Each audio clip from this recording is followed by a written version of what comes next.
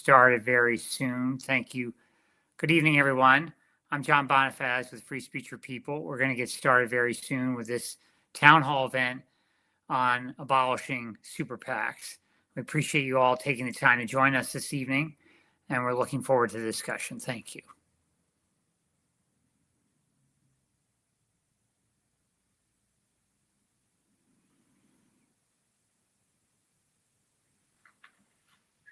If you're just joining us, this is John Bonifaz with Free Speech for People, and this Fall of Freedom event is focused on abolishing super PACs. We're going to be discussing a major case pending before the U.S. Court of Appeals for the First Circuit, which has the opportunity to lead to the abolition of super PACs nationwide. And we're going to talk about the impact of super PACs on our democracy and why we must put an end to them. So thank you all for joining us. We'll get started very soon.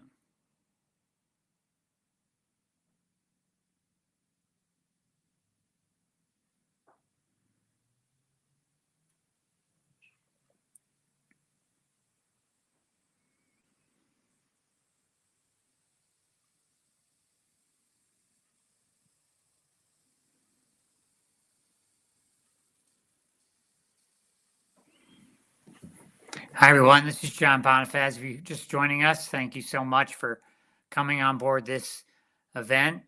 We have a town hall discussion tonight on abolishing super PACs, part of a Fall of Freedom series, standing up to authoritarianism and protecting our democracy.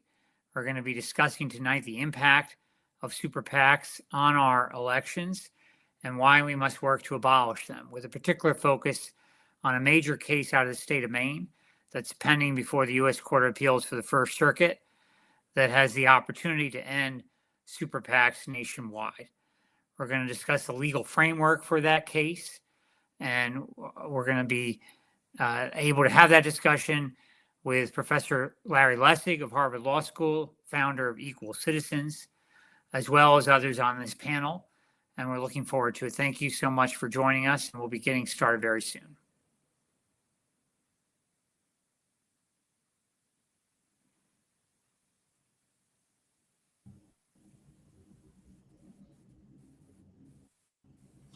And Glenn, I'll turn it over to you.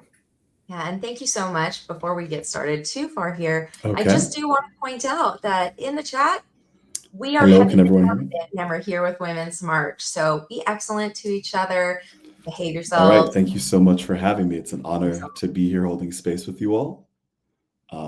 Welcome to the first version of Imagine, Believe, Build. We are here tonight to discuss super PACs in honor of the Fall of Freedom collective series. And the main thing that we want to get across today is that, as we know, we are in unprecedented times. Authoritarianism is on the rise. But what we're really aiming for here is beyond authoritarianism. It's systemic. It is beyond Trump. It is a system that is broken.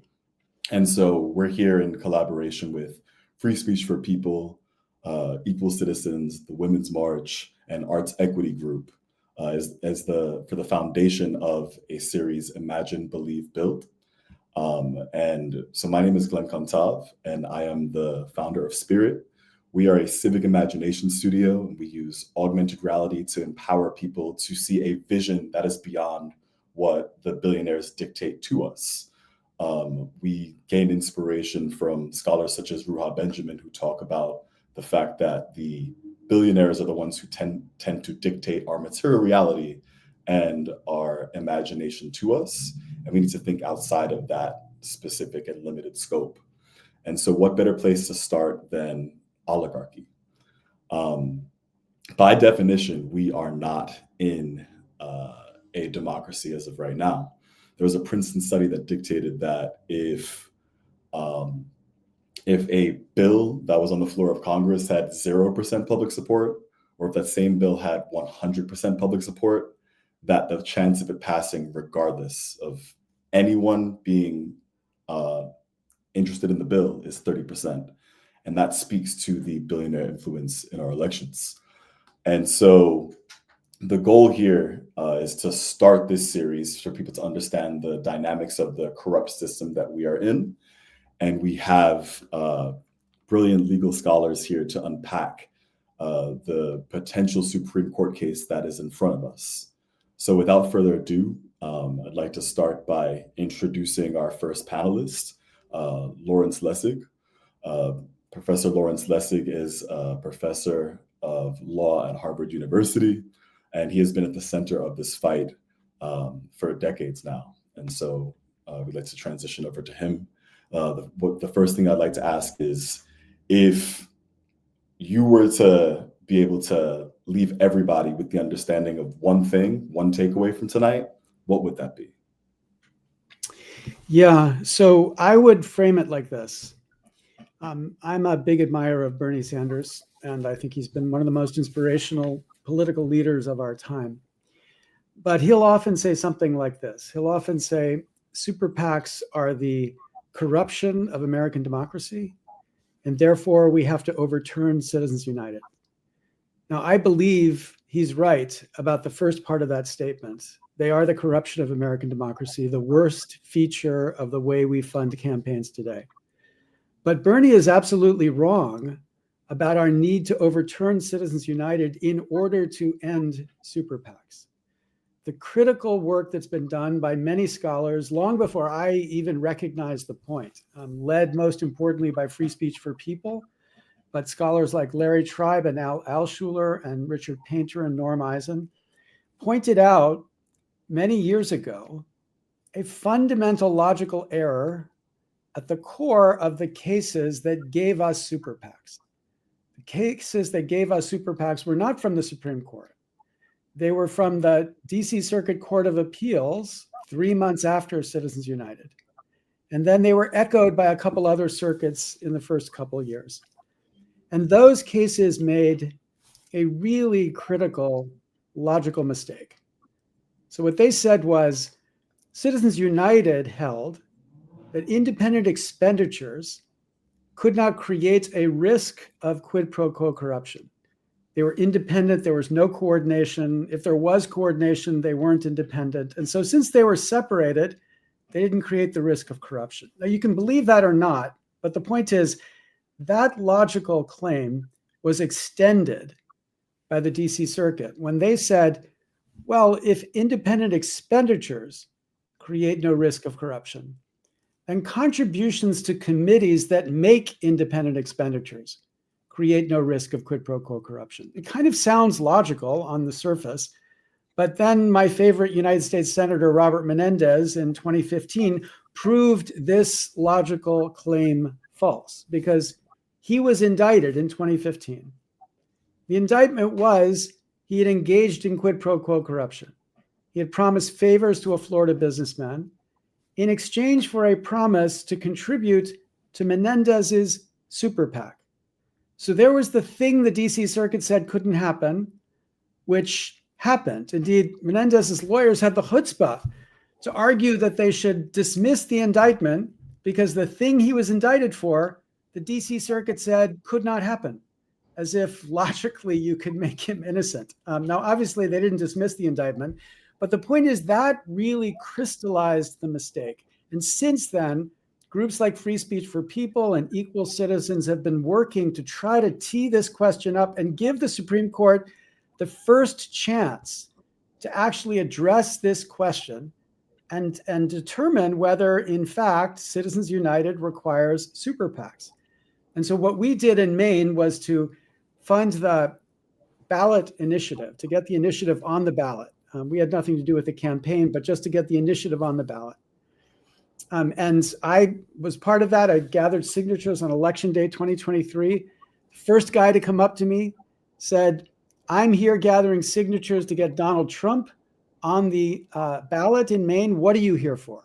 And I showed him my initiative, and he said, hell yeah. And he signed it. And he then said, I'm going to get everybody who's signing my petition to sign your initiative. And that's what he did, because this is not a political issue in America among citizens. In Washington, it's a political issue, but among Americans, it's not a political issue. And in Maine, 75% of voters voted for this initiative. More than 600,000 Mainers. That's more people voting for this initiative than had ever voted for anybody or any initiative in the history of Maine. And then that initiative was challenged by two super PACs. And it went to the district court. And the Attorney General was defending the initiative, and we recruited Neil Katyal to help us by intervening on our behalf and defending the initiative.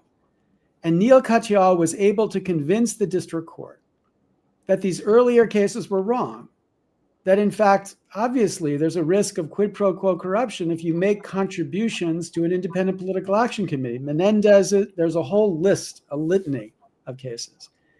And so when he convinced her of that, we thought that was it, we had won. But then she constructed a whole new theory of the First Amendment to show why, even though she admitted there was a risk of corruption, that didn't entitle Maine to regulate contributions to super PACs. Now, I think this is a perfect way to lose in the district court, because this is the most extreme any opinion has ever been. And that means that I think the First Circuit, which has never considered this question, will rule in our favor. And that will put it in the Supreme Court. And in the Supreme Court, all that they will be arguing is not overturn Citizens United, as much as we would love that. That's not the argument that strategically it makes sense to make. The argument we'll make is embrace Citizens United and apply its logic to a set of facts you've never considered. And if you do, then you must conclude super PACs are not constitutionally compelled, and that the citizens of Maine, and if the citizens of Maine, then a federal law too would come back to life to end super PACs.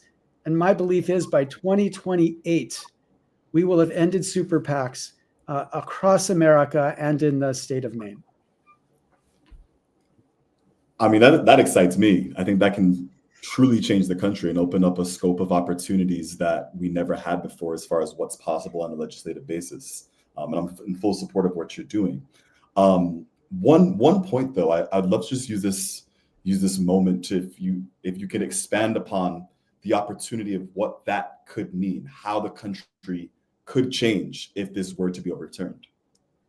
Yeah, I think that we don't appreciate enough just how poisonous this corrupt funding system is to ordinary Americans in our democracy. It's the insult added to injury. I mean, we already see, Glenn, you cited the Princeton study by Martin Guylands that demonstrated that, in fact, our politicians don't care about us. They care about the elite, the economic elite, who are primarily the people funding their campaigns. So it's already clear they're not doing what they should be doing for us. They're doing what they need to do for the funders. But the insult is that when this money is so obvious, when you've got one man contributing $277 million to elect a presidential campaign, and that's not even the largest.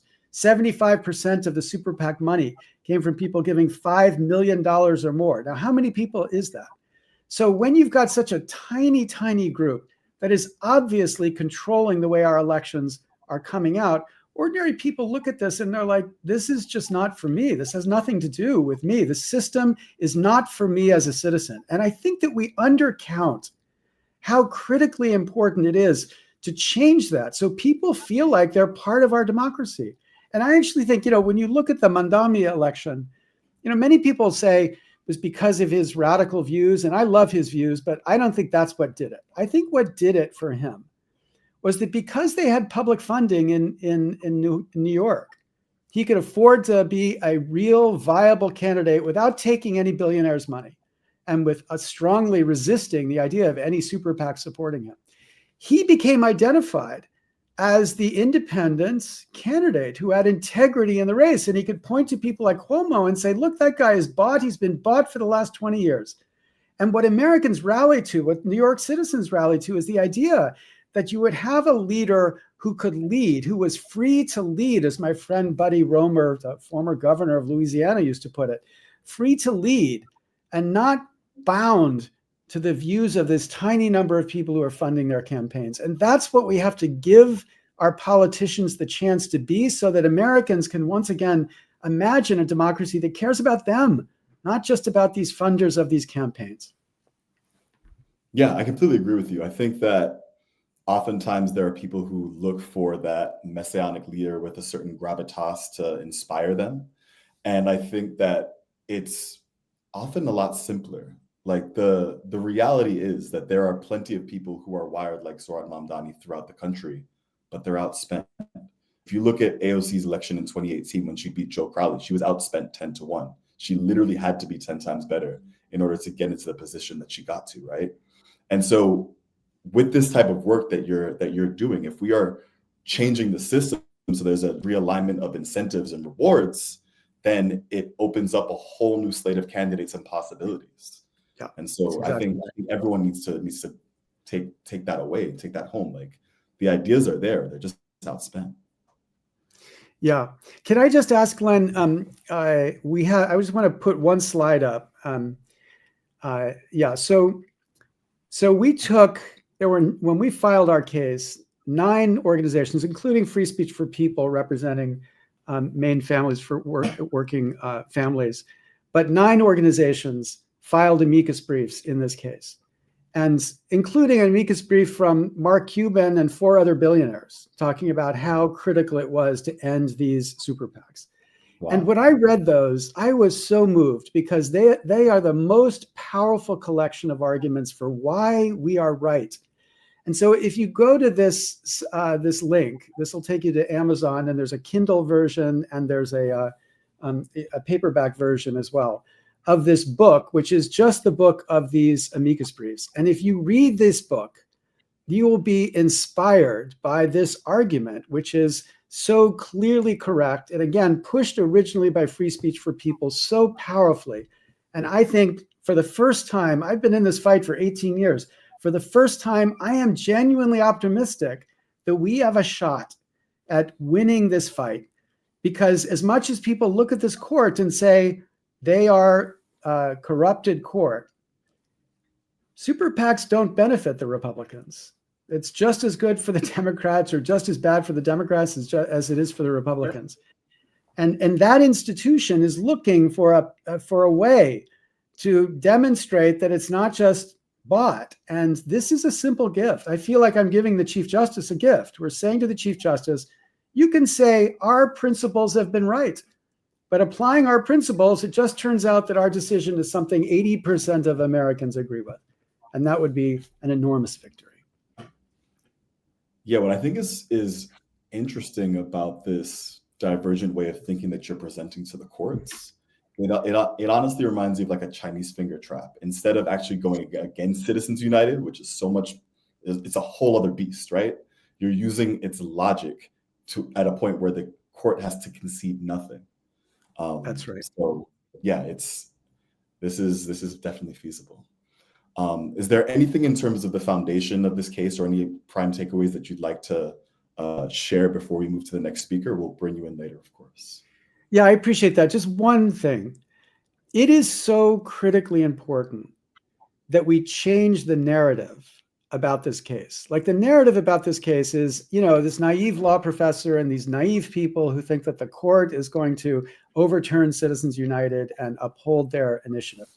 And the reason that's a terrible narrative is that it actually makes it easier for the court to do the wrong thing. Because if you think that we only win if they overturn Citizens United, there'd be many people who said, like, we don't like Citizens United, but we understand the Supreme Court's not going to overturn their own doctrine. But the point is, if they don't rule with us, it's not that they haven't overturned their doctrine. They have extended an insane conception of campaign finance law far beyond anything they've ever done. It would be the most radical decision they've ever adopted in the context of campaign finance. Now, many people are cynical about the court, and I get that they think that's exactly what they're going to do. But when they do that, if they do that, I don't think they will, but if they do that, we need to understand exactly how awful that is, because then it's the next stage of the revolution. It is amend that Constitution and shut the institution of this kind of judicial review down. But we only recognize this if we speak about this case honestly. And this case is not a hard case for this court. It is an easy legal case for this court. And the only question is whether they will do the right thing. And if they don't, then it is an extremely serious issue for us to take up in a completely different way. I think to your point, it requires galvanizing the public, getting public buy-in, and having them understand the stakes that are truly at hand here. And so I'm with you every step of the way. We'll continue doing, in terms of spirit, we'll continue doing our Imagine Build speaker series and support you all the way up to the courts. Thank you, Glenn. Yeah, thank you. Okay. All right. Well, we're going to move on to our next speaker now. We have John Bonifaz. He is a constitutional attorney and the co-founder of and president of Free Speech for People. Mr. Bonifaz previously served as the executive director and general counsel of the National Voting Rights Institute, an organization he founded in 1994, and as the legal director for Voter Action, a national election integrity organization. He's been at the forefront of key voting rights and democracy campaigns in the United States for more than 3 decades. Mr. Bonifaz is a 1992 cum laude graduate of Harvard Law School and a 1999 recipient of the MacArthur Genius Grant. So without further ado, Mr. Bonifaz. Thank you, Glenn. Great to be with you. Great to be with Larry Lessig and all of you listening tonight, and with Rachel, who I know is going to join us soon from Women's March. So I'll just start off, Glenn, by saying that Free Speech for People, we've been around, as you've referenced, for 15 plus years now. We were founded on the day of the Citizens United ruling in January 2010, and we fully support what Larry Lessig and Equal Citizens have been doing in this main case. We've been proud to partner with them in this broader fight to abolish super PACs. And to put it in context from where we are at Free Speech for People, we have been at the forefront of multiple fights for our democracy, including calling for a constitutional amendment to overturn the Citizens United ruling and the Buckley v. Vallejo ruling. The Buckley ruling equated money with speech. The Citizens United ruling equated corporations as people with political speech rights. But in the context of this fight, we also have to take on initiatives that do not require overturning Citizens United, as much as we believe we have to keep fighting for the amendment. And this is one of those critical initiatives. It's not the silver bullet. It's not going to deal with all the problems of our campaign finance system. We still need to fight for public funding of elections. We still need to end multinational corporate spending in our elections.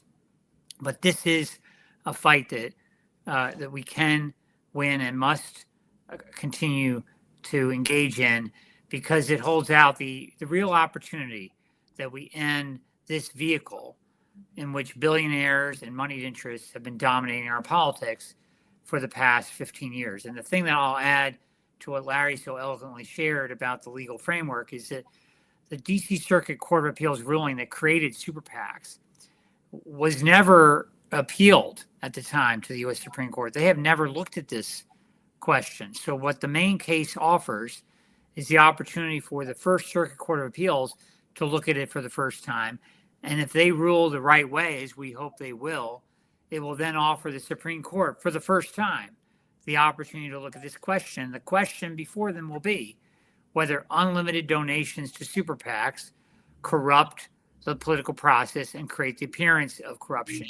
And after 15 years of history of super PACs dominating our elections and the ways in which corruption has been seen through that vehicle, we think the answer is a clear yes, that these unlimited donations to super PACs do corrupt the process, do create the appearance of corruption. And for the same reason that we limit campaign contributions to candidates, we need to limit campaign contributions to super PACs, and that's what the main law does. No, I so appreciate that perspective. And so how does this fit into the broader scope of the work that you're doing with Free Speech for People? I understand that you're doing, I understand that you have the Abolish Super PACs Act, for example, and you're taking various approaches to this. Yeah, so as Larry mentioned, we are very much in support of this case. It's pending before the First Circuit, and we have presented an amicus brief on behalf of Mainers for Working Families. But we also have worked with Congresswoman Summer Lee and her office in drafting the Abolish Super PACs Act. This is federal legislation that Congressman Ro Khanna as well has co-sponsored, and a number of other co-sponsors are now on board with it. And it would end super PACs in federal elections. Now, it's true that the existing limit that was on the books prior to the Speech Now ruling has yet to be removed by Congress. That limit is $5,000 and how much it can be given to any donor can give to a PAC. It's not being enforced because of the Speech Now ruling. So if you overturn Speech Now, you bring back that law. But what the Abolish Super PACs Act does is really create another vehicle for people to lift up this debate and to demonstrate that it's time to put an end to super PACs. So if you go to abolishingsuperpacs.org, we have a dedicated site for this bill, abolishingsuperpacs.org. You can read more about why Congresswoman Summerlee has introduced this. You can see a video of her discussing this. And it really, I think, is just another opportunity for us to do public education and organizing around this critical fight. I want to reinforce what Larry has said around the misnomer here. Citizens United did not create super PACs. So to overturn the Speech Now ruling does not require overturning Citizens United. In fact, what is happening in the main case is completely consistent with the Supreme Court's long-standing jurisprudence upholding limits on contributions to candidates. And those limits are upheld to prevent corruption, the appearance of corruption. And for the same reason, we need to have limits on how much donors can give to political action committees. So at abolishingsuperpacs.org, you can learn more all about this. And at freespeechforpeople.org, you can access the brief that we filed for Mainers for Working Families. But I fully encourage what Larry has shared, which is the book that's being produced by Equal Citizens with all the amici briefs that have been filed before the First Circuit. Well, thank you so much for your work on all of these legal fronts. One of the things that I really admired about you after talking these last few months is the fact that you zoom out and you see that this issue is systemic and you're addressing it from a legal systemic perspective. What would you say, just being in the huddle and so deep into this work for decades, are some common misconceptions about the campaign finance system that people have and the ways to solve this issue in general? Yes, well, certainly with respect to super PACs, the common misperception is that the Supreme Court created this through the Citizens United ruling, and that, as Larry said, even somebody like Senator Bernie Sanders says, to do that, to get rid of super PACs, we need to abolish or overturn, rather, Citizens United. That's a common misperception. I will say that there are some other misperceptions that are more longstanding than even super PACs have been with us, and that we contend need to be confronted, even in the context of what we know is this current court. First, the contention that money equals speech. You know, money is power. Money is not speech. And the fact is that those who have huge sums of money have the ability to drown out other people's speech. And then there are equal protection concerns as well associated with those who do not have access to wealth and do not have an ability to participate in this current wealth primary process. But another misconception, of course, is coming right out of Citizens United, which is that corporations are people with political speech rights. Corporations are artificial creatures of the state. They have state-based advantages that you and I do not have: limited liability, perpetual life, the ability to aggregate wealth and distribute wealth. And for those reasons, they cannot and should not be treated as people with constitutional rights. So those are misconceptions, I should say, that the Supreme Court itself has embraced and need to be challenged and should be with a constitutional amendment fight. But when it comes to super PACs, the biggest misperception is that we're stuck with them until we overturn Citizens United. We're not. And this case out of Maine has the opportunity, as I said, to abolish super PACs nationwide.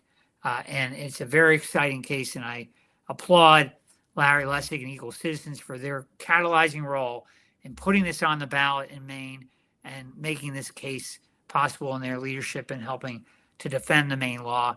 we're right there with them and with all the others who have filed amici briefs. And we look forward to the argument before the First Circuit, likely next spring, where again, for the first time, that federal appeals court is going to look at that 15 years of history and analyze for their own sake whether it's true that unlimited donations to super PACs are corrupting and provide the appearance of corruption. Yeah. It absolutely blows my mind that someone like you or myself or anyone else in this room has a limit as far as an individual contribution, but corporations by definition do not. Like, that defeats the whole purpose of democracy. Is there anything else that you'd like to share before we move on to the next speaker? I think the only other thing I would just say is that, this is an all hands on deck moment for our democracy. There are a lot of threats happening, we know, to our democracy. But one thing that's exciting about this particular initiative is that we can together recognize that there is the potential for, at least on this front, winning a major fight to protect our democracy in this moment before these courts. And so I encourage everyone to learn more at abolishingsuperpacs.org, to go to Equal Citizens, to go to Free Speech or People, and to join us in this fight in calling for the abolition of super PACs. Thank you very much, John. Yeah, I couldn't agree more. One thing that is so important for everyone to know is that this is quite literally an intersectional fight.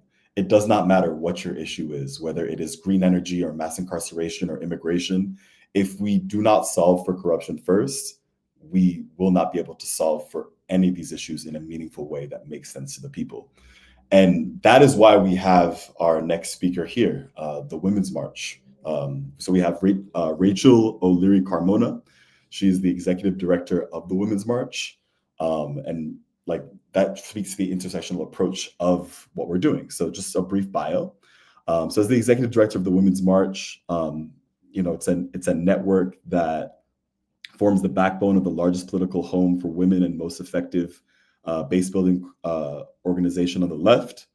And under Rachel's leadership, the Women's March drove record turnout in 2018, playing a key role in defeating Trump in 2020, and anchored 4,500 nationwide actions in the United States, mobilizing tens of millions in 2022, and mobilized women in the pivotal 2023 Supreme Court race in Wisconsin, a race that was called the most important of the year by the New York Times. So without further ado, Rachel O'Leary.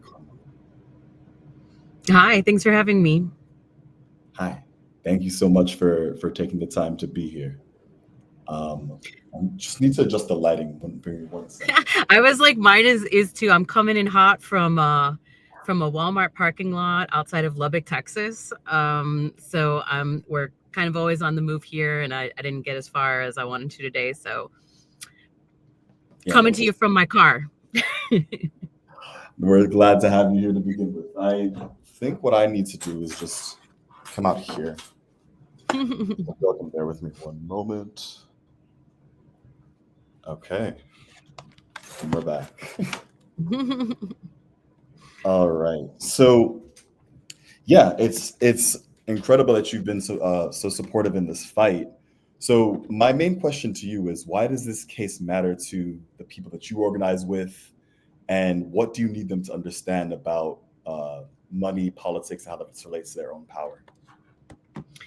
Every time I get on a call with Free Speech for People, I always feel a little like kind of underprepared because I'm always like the one non-lawyer on the call or whatever. So the first thing that I'd say is I really appreciate the framing of this call talking about civic imagination, because I think that we can get really mired down in the like recipe and the policy of what we have to do. Like, here are the steps that we have to do to win versus like what we're actually trying to win. And I think that before we can actually get people mobilized to fight with us, we have to tell them what we're trying to win. And I think that's where the civic imagination piece really comes in. You have to be able to envision a different future. And I think one of the biggest things that you need to envision, or anyone should be envisioning when we're thinking about a functioning democracy, and making an analysis of how it what were the components and the conditions that got us to the non-functioning democracy that we have. You have to talk about money in politics. You have to understand that certainly Citizens United, but also the ability of super PACs to let a tiny wealthy minority overrule the will of the people, I think it is a fundamental. And I think for Women's March, particularly coming out of the last 2 years since Roe was gutted, what is very clear to us is that the fundamental building block of any democracy is just one person. And when we start fiddling with the definition of what a person is, it allows the actual definition of democracy, the actual building blocks that we're building with, to be perverted. And so for Women's March, for example, this is, certainly you've already talked about it. It impacts abortion rights and safety and economic justice and, all of many of the things that we've seen. But, for us, when we're looking at, if I pull one that's just right at the top of my head, it's the fight around abortion, where a super majority of Americans do not believe in the policies that are being pushed forward by candidates who are supported by super PACs and judicial candidates whose careers have been fueled by those same dark, buckets of dark money, who are pushing forward policies that a super majority of Americans do not agree with. And this is where our democracy and our one person, one vote just begins to fall flat. So we know that this is one of the ways that they get around the fundamental fact that their agenda cannot win on its merit, and it has to be won through dark money, through rigged elections,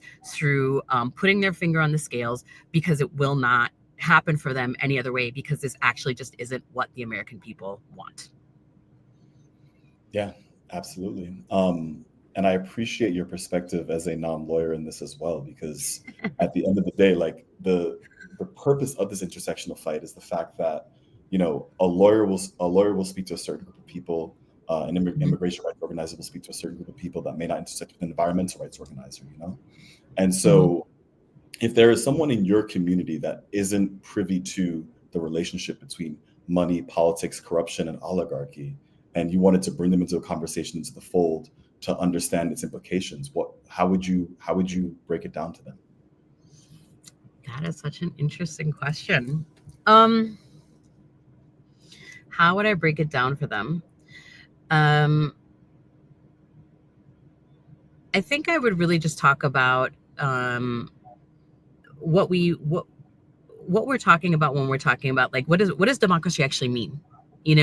When we think about democracy, it's not an end goal of a set of policy. I'm a policy girly. I'll out myself. If you Google me, you'll see I'm a Harvard Kennedy policy girly. So I don't come to this without my own ideas around and pre-baked conceptions about democracy and the role that it plays.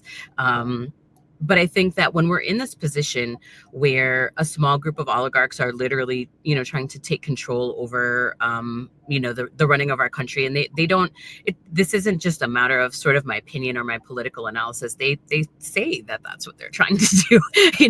They have people there who have written books who have said that. So I think I would just start with, what is democracy to you? The state of our country is such that we don't practice democracy very much. There used to be a time when we had unions, when we belonged to co-ops, when we had more credit unions, just places where we could cast a vote. There were membership organizations. People used to belong to Lions clubs and VFWs, and we would co-create our lives with each other. And it meant that we had to be tolerant of other people's opinions, and somehow find a way to move forward, despite the fact that we may not agree with any one decision or any one policy that moves forward. And I think when I'm thinking about super PACs, or how I would describe it, is that the way that we have, or the way that super PACs have intervened inside of a political process, means that reality doesn't hold. It's like you know, in the Avengers when they, you know, they're now the realities are completely shifted because the people who are inside of those negotiations with each other, they're not people anymore. They are you know, corporations with unlimited resources compared to maybe not unlimited in real terms, but they're unlimited compared to mine and what I can do as a person. And so as I'm thinking about how we move forward, I'm thinking about playing a game in which it feels like I am negotiating you know, with other people, with other players, but the reality of this one player is that this player has been able to amass a level of power that I couldn't do if I got every other player on the board to organize with me. So it means that the power of individual organizing gets you know, muted. The power of individual votes gets muted. The power of individual campaigning and organizing gets muted, all behind corporate interests. And so I think that when we're talking about this, it's just like, you know, our democracy is not an outcome. It's not really, it can't, and I mean, it is also a system of governance, but I guess what I want to say is it's an activity. You know, it's an activity that we have to practice every day, and part of the way that we got ourselves as a society into this place is specifically the decline of third spaces, the decline of membership organizations, the decline of unions, through, you know, which were not natural declines, but rather you know, kind of cooked up declines by powerful forces who do not want us to practice these things because it does not serve their interests. The people, you know, people after all elections be able to say, well, this group of people voted against their interests. No one votes against their interests. We just don't understand them well enough. And so that did not happen here. It did not happen in the decline of unions or the decline of membership organizations. We have to get clearer on what people's interests are. And then super PACs and Citizens United and the ability of corporations to mute those conversations and to derail those conversations into corporate interests that serve the, you know, 100 most wealthy people in the world, and not just our country, in the world, completely fuels that march towards like, you know, a technocratic, you know, oligarchy, that Yarvin or Teal or one of his folks might you know, outline as the ideal future of this country. So I don't know that was it's very hard to talk about super PACs, I think, in a way that you framed to people who don't understand. And I think that's actually the point. You know, it's a place where the rich and powerful throw rocks and hide their hands. It's not meant to be easily understood. It's meant to be confusing. It's meant to be obfuscatory. You know, it's meant to be like, oh, but me, I'm just an innocent super PAC, just expressing free speech. We can all get behind that. So it's meant to be a way in which the great and powerful Oz hides behind a curtain. And so I think that's the best thing that we can say is that it's not people that voted this in. It's not individual donors. It's a group of wealthy people who, you know, they don't want to pay their taxes and they want to get they want to have generational wealth for eternity on our backs while our minimum wage is $7 an hour. I think money for eternity versus a minimum wage of $7 an hour highlights the egregious discrepancy that we're in, right? Like that right there, everyone can understand and feel that. And I really appreciate the nuance in which you've approached both the thoughtfulness of your answer and your support in this campaign. So would love to dig deeper into the techno oligarchy that you spoke to, but I think it would be great if we can bring everyone else into the fold and continue the conversation. Yeah. So one of the main things that like a lot of people obviously see is that you have your Elon Musks of the world, your Peter Thiels of the world, who are putting in money, and the returns that they're getting are like beyond what you can get in the stock market, right? The billions of dollars of government contracts, the hijacking of our systems are so egregious, and it's corruption beyond measure. So I'm just curious for y'all, if you could articulate some of the systemic quid pro quo corruption that you see that everyone else may not. I think it would be critical as far as understanding the importance of disrupting the super PACs themselves. Well, I would start with the tax system. You know, I mean, everybody on the right, especially, even though they're not really doing anything about it, is obsessed with the size of our deficits, and they talk about how there's all these things we have to cut. But the real thing that is wrong with American finance is we have a completely broken tax system. It completely crafts gifts to the super wealthy, these ways that you treat the type of money that Elon Musk makes. And the reality is there's just no way that changes until you change the way we fund campaigns, because they're able to essentially block any change from support on the right and the left. I had a friend who was an ally in this movement, who, very wealthy person, was in an event with Barack Obama in New York with a bunch of hedge fund people. And Barack Obama said, I saved your carried interest exemption. You need to do something for me. And it's like astonishing that it doesn't matter your politics. You realize you can't do anything to create a tax system that's taxing Americans at a fair rate that would give us the income we need to address the million problems that we face as a nation. So I'd love to solve those problems too, but I think this one is the cleanest way to see why the way we fund campaigns and super PACs make that change impossible.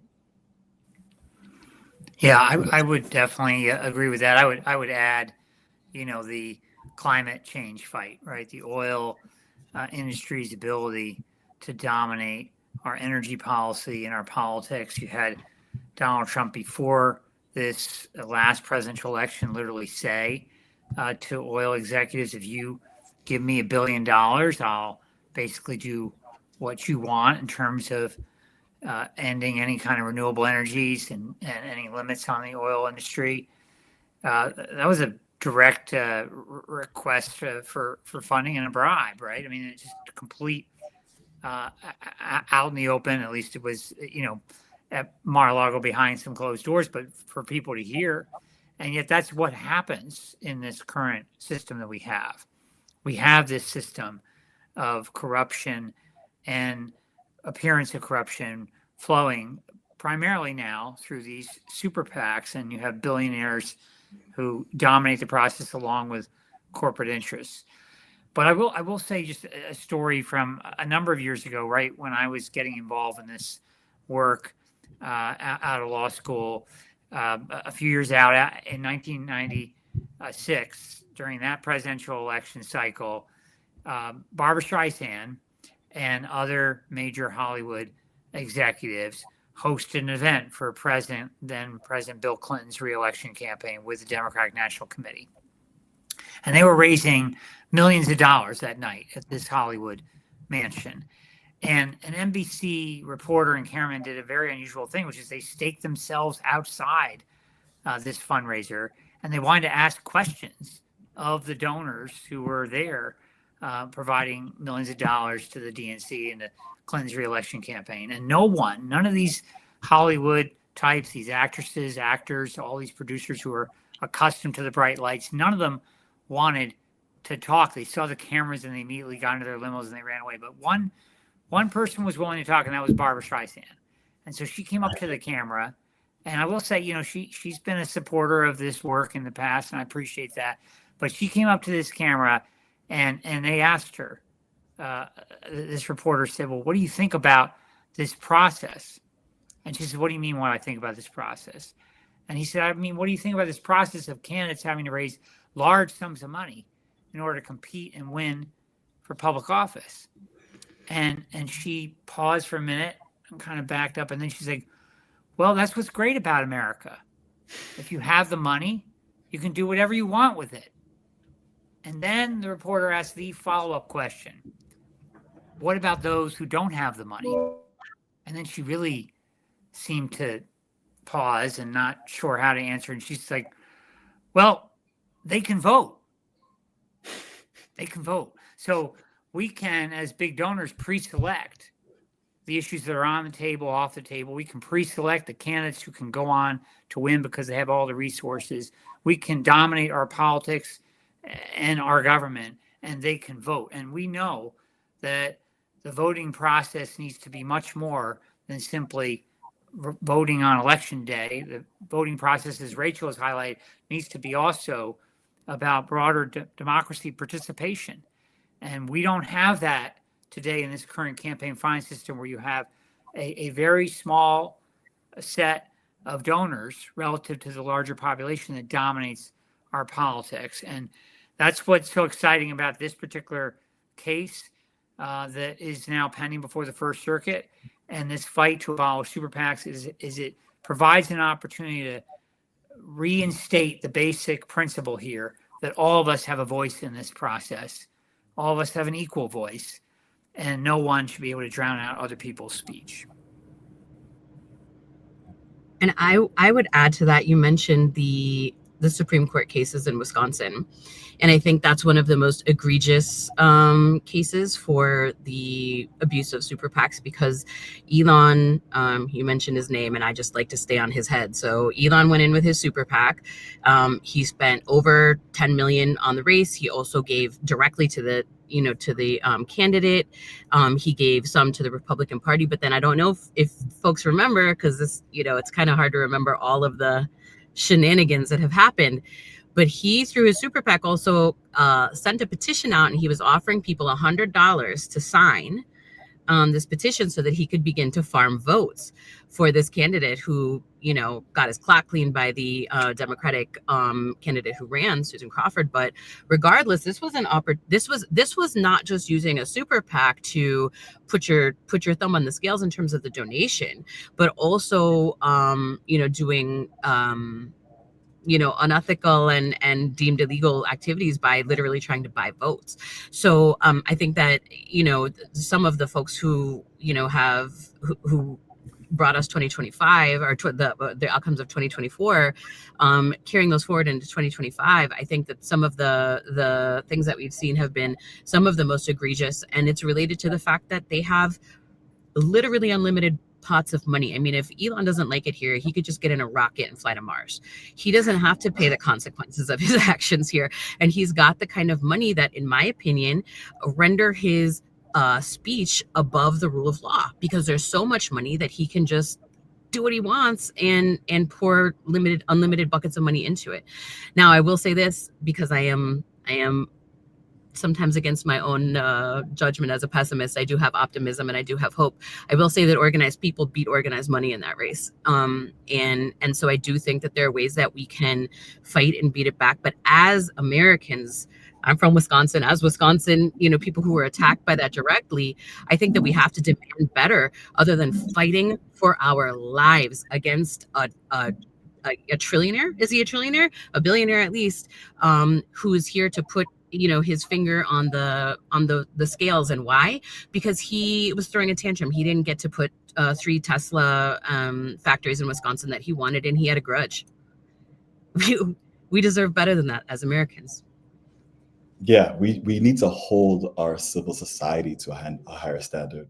One thing I'd like to share with all of you that blew my mind, that I learned over the summer, is that when the fire department was formed, it was once a for-profit entity, meaning that if your home was burning and if you did not have insurance, they were not coming. And over time, people realized that wasn't such a good idea.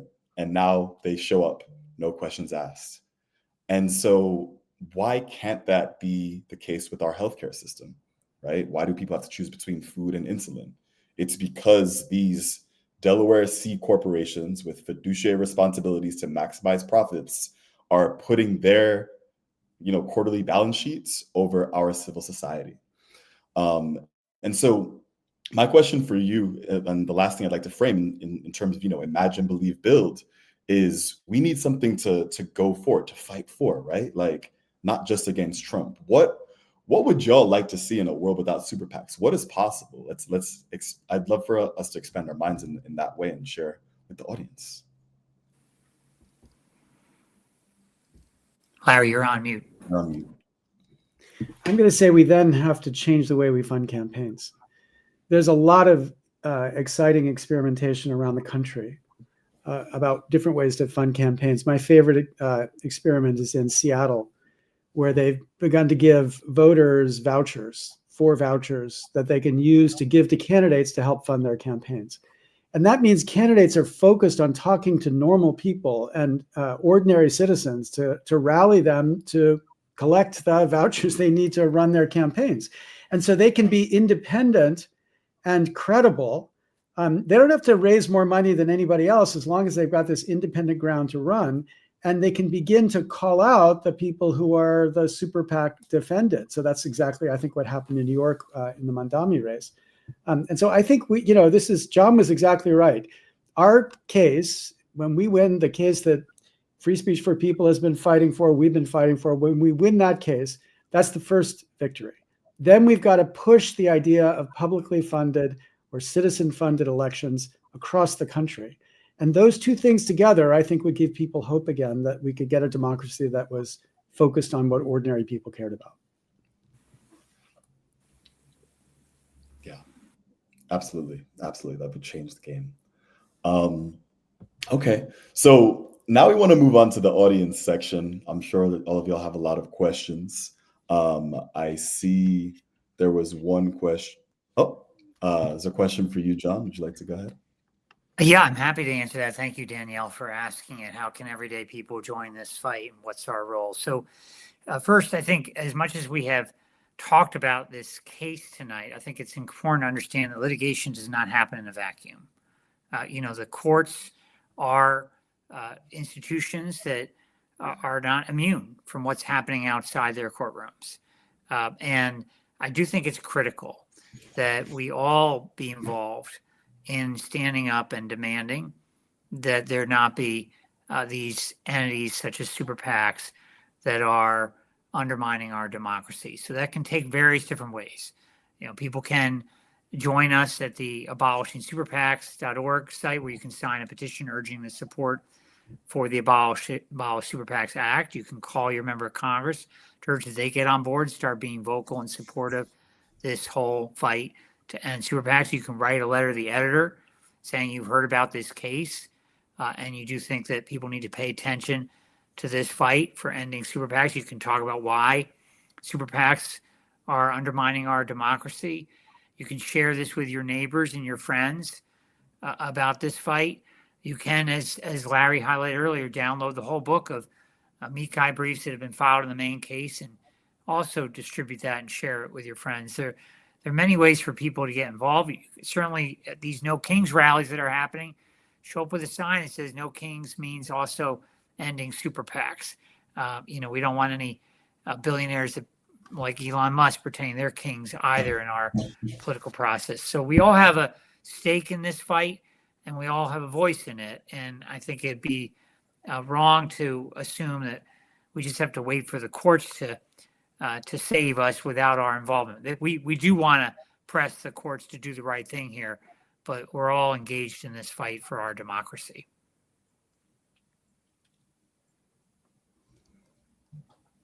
That's great. Other questions? Well, there's one other, I guess I'll just jump on, which is somebody asked about the Montana plan and that project that's happening in Montana. So this is a campaign that's being launched by people in Montana with support from Center for American Progress. It's a very innovative campaign. It deals with structural reform of the corporate charter law in Montana. So effectively would change the way corporations are chartered in Montana so that they are not able to make political expenditures from their general treasury funds. It is, I think, an important new avenue for dealing with the threat of Citizens United, and it would obviously be a state-by-state avenue. It doesn't directly deal with super PACs. It deals with a separate question of corporate spending through their general treasury funds. But if it prevails in Montana, it will be a new way for there to be a challenge to corporate charter laws in other states. That's great. Are there other questions? Can you scale us for the challenges ahead, legislatively, geopolitically, socially, logistically, financially? All right. That's a beast of a question. Rachel, do you want to start us off on that one? Well, one thing to anchor us, I feel like we spent a lot of time on the legislative aspects. Yeah. So perhaps the socially. I mean, I would go back to the very beginning and I would talk about civic imagination. And I think that when we're thinking about doing any of these things, we have legal cases that are going forward, right? But when we're talking about regular people who aren't a part of the legal processes, or who aren't a part of the organizations, you know, who are bringing the cases, I think it's like, okay, so what role can you play, and where does that start? And I actually think a lot about AOC. I think a lot about someone who worked at a bar and had a TV on over the bar and was cleaning up at nights, and she thought, I think I could do that better. And she ran and she won. And I think about how much talent we leave on the table through our current process. You know, so I think it really starts with having the hope, Miriam Kaba says that hope is a discipline. And I know this sounds very woo woo in the context of like the lawyers who are chopping it up on the legal steps here, but I really do believe strongly, you know, if you look at the history of legal cases in, you know, the civil rights movement or the queer, you know, gay rights movement or whatever, it wasn't like, oh, the Supreme Court really saw the error of its ways and came around. In some cases, the Supreme Court actually said, you know, we've seen one of the criteria that we're thinking about was there a sea change in public opinion on this instance? I want to say that was in the marriage equality case. And I think that it is critically important for us to continue to talk about this and to continue to push as regular people, because in a world in which money becomes free speech, then that means that there is no such thing as a non-political actor inside of the ecosystem. And so if we understand folks as political actors, then we understand them that they can be influenced by political pressure. And so I think that it's important for us to imagine a different world and then to take active steps. Somebody said in the comments that democracy is a verb. It's something that we have to practice. So getting together with like-minded people. And actually, I think we talk about that part a lot. We don't talk about the other part a lot, which is getting together with not like-minded people and, you know, making bridges to people who don't think about this, who aren't on a webinar right now, who don't maybe agree, and who haven't gone to a No Kings protest or a women's march or any of those things, and really talking to folks and letting them know exactly the ways in which the rug is getting pulled out from under all of us, and what the stakes are and ways in which they can think about things differently and then do things differently. So to add to that, especially if we're considering the social challenges that are ahead, I've been thinking a lot about the frustrated town hall sessions that you see in Middle America, where people were talking about cuts to the social safety net, whether it be their healthcare, whether it be SNAP benefits, like everything is on the chopping block, especially with the advent of AI coming to take people's jobs, right? And the reason why I'm saying this is because this frustration with elected officials, in my mind, speaks to the fact that so many Americans are still unclear about how our political system works in terms of campaign finance, right? And so I urge each and every one of you in this call to tell 5 friends to go to opensecrets.org. It's a website to where you can trace the money. So if you see a candidate that you like and they're saying certain things that may or may not be true, go to Open Secrets and see if the money tracks with what they're talking about. So for example, if someone says, hey, like I'm the environmentally friendly candidate and they're getting money from ExxonMobil, they're not an environmentally friendly candidate, right? Like that right there is the challenge that we have ahead, because like the Trump administration is continuing to cut things little by little. And there will be more frustration, there will be more anger, but if we can channel that into something actionable, I would say tell your friends to go to opensecrets.org and follow the money. And then from there, support this campaign to get it to the Supreme Court. That's how you change the system. Yeah. Can I just, I want to add something about it's a great question to think about social changes. We're in the middle of an emergency somewhere. There's something really extraordinary about the idea that judges get to tell 600,000 Mainers that they're not allowed to protect their elections from the corrupting influence of money. There's something kind of weird about how we've ceded so much power to these judges, especially because, one of the aspects of our case is advancing an originalist argument that the conservatives embrace. And we have two of the leading originalist scholars who submitted briefs to say, there is no doubt that under the original meaning of the First Amendment, what the framers gave us, there would have been no problem with this legislation or 100 other laws that would make it so we would have a less corrupt political system. So, I'm not saying you should be an originalist, but what I am saying is when the Constitution does not itself actually forbid any of this, it's just the interpretation of these judges that they've continued to extend over time for whatever reason. There's a certain point at which I think people in a democracy have got to say, what the hell? Like, who are you in this process? And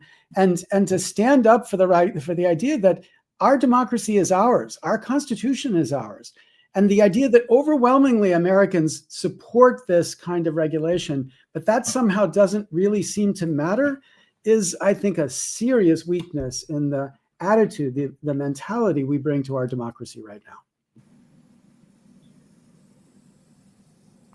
Absolutely. Absolutely. Does anyone have any final thoughts before we wrap up? I'm grateful, Glenn, that you led this, and I'm grateful to John for putting this together. And Rachel, it's great to meet you in this context, but it's so exciting to see the group fighting for this cause. And again, my brand is pessimism, and I'm not on brand because I am totally optimistic that we have a huge victory ahead of us, and that's just the beginning of getting a democracy back. Well, and I also want to express my appreciation first to Glenn for conceiving of this whole town hall and moderating this, and of course to Rachel and the team at Women's March for hosting us, and Larry for your amazing leadership in this fight. We're proud to partner with you, and we really, the fight for our democracy involves so many efforts today, but this is one of the most exciting ones in my view, which is the opportunity to see an end to super PACs, which we all can celebrate as a defense of our democracy. So thank you all for being a part of this tonight. Yeah, it was such an honor to hold space with each and every one of you. Thank you for laying down the foundations of all of this.